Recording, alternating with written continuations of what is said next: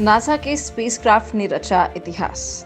क्षुद्र ग्रह बेनु को छूने में रहा कामयाब। खुल सकते हैं ब्रह्मांड के राज। अमेरिका की स्पेस एजेंसी नासा ने ब्रह्मांड से जुड़ा बड़ा कमाल किया है। नासा के स्पेसक्राफ्ट ने अंतरिक्ष में एक ऐतिहासिक सफलता हासिल की है। नासा के स्पेसक्राफ्ट ओसिरिस रेक्स एस्ट्रॉइड पर टचडाउन में कामयाब रहा। इसने चट्टानों के बीच से सैंपल जुटा लिए हैं। बड़ी बड़ी इमारतों के बराबर चट्टानों के बीच ओसिरिस रेक्स स्पेसक्राफ्ट ने एस्ट्रॉइड बेनु को सफलतापूर्वक छुआ है और इसके साथ ही एस्ट्रॉइड से सैंपल लेने वाला अमेरिका जापान के बाद दूसरा देश बन गया है। अब अगले हफ्ते इस बात का पता चल सकेगा कि क्या टचडाउन के दौरान क्राफ्ट ने बेनु से कितना सैंपल हासिल किया है। इस आधार पर यह तय किया जाएगा कि क्या एक और टचडाउन की जरूरत है। जैसे ही नासा कंट्रोल रूम में स्पेसक्राफ्ट की सफलता का अनाउंसमेंट हुआ, वैसे ही सभी वैज्ञानिक खुशी से झूम उठे, क्योंकि इस स्पेसक्राफ्ट ने बिना किसी मिस्टेक के वो सभी काम कर डाले जो उसे करने थे। ओसिरिस रेक्स ने बेनु पर टचडाउन की पुष्टि 20 करोड़ मील दूर से की, जिसके बाद मिशन टीम खुशी से उछल पड़ी। ओसिरिस रेक्स सैंपल के साथ साल 2023 में लौटेगा। ओसिरिस रेक्स को पहले ही ग्राउंड कंट्रोल ने कमांड दे दी थी। इससे उसने करीब 4.5 घंटे में अपनी कक्षा से बेनु की सतह पर पहुंचा।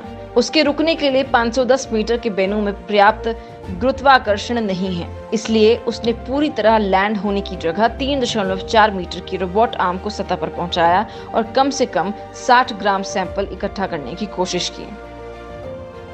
एस्ट्रॉइड बेनु को कैसे चूमा?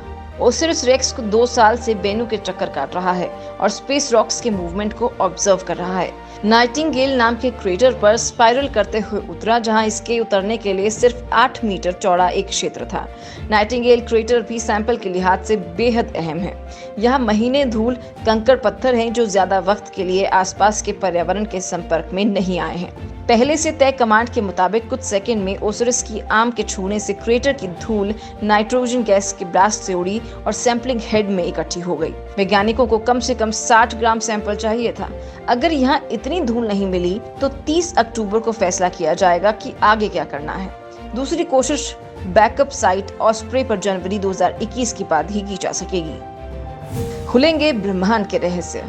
ये अंतरिक्ष यान 3 साल बाद सितंबर 2023 में धरती पर वापस लौटेगा।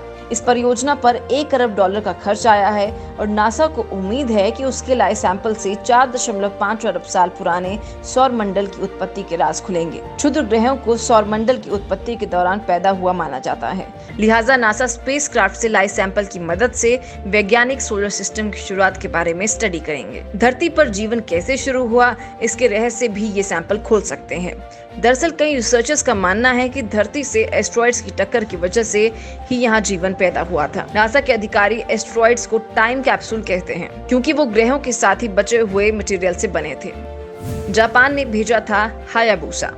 अमेरिकी अंतरिक्ष एजेंसी ने इससे पहले 2 बार अंतरिक्ष यान के क्षुद्र ग्रह तक पहुंचने की कोशिश का सफल परीक्षण किया है। क्योंकि टेस्ट यानी ओसिरिस रेक्स धरती से 29 करोड़ किलोमीटर दूर है, नासा से भेजे जाने वाले सिग्नल को वहां तक पहुंचाने में 16 मिनट लगते हैं। ओसिरिस रेक्स पहला अमेरिकी अंतरिक्ष यान है जो किसी क्षुद्र ग्रह को भेजा गया है। 2005 में जापान ने अपना हायाबुसा टेस्ट यान एक क्षुद्र ग्रह को भेजा था। वो 2010 में वहां की सतह से जमा सैंपल लेकर आया था। बाद में और भी यान भेजे गए, लेकिन कोई सैंपल लेकर नहीं आया।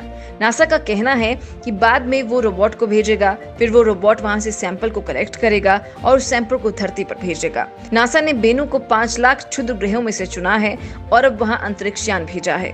फिलहाल बेनु क्षुद्र ग्रह धरती से 29 करोड़ किलोमीटर दूर स्थित है। नासा का कहना है कि करीब 550 मीटर व्यास का बेनु अगले 150 साल में धरती के बहुत करीब पहुंच सकता है। भले ही उस समय धरती से टक्कर का जोखिम बहुत कम है, लेकिन नासा इस ग्रह को इस समय सबसे खतरनाक क्षुद्र ग्रह मान रहा है। ओसिरिस रेक्स को 2016 में अंतरिक्ष में प्रक्षेपित किया गया था और वो बड़े वैन के आकार का है। उसे बेनु तक पहुंचाने में 2 साल लगे। तब से 6 मीटर लंबा और 2100 किलो भारी टेस्ट यान क्षुद्र ग्रह के चक्कर काट रहा है।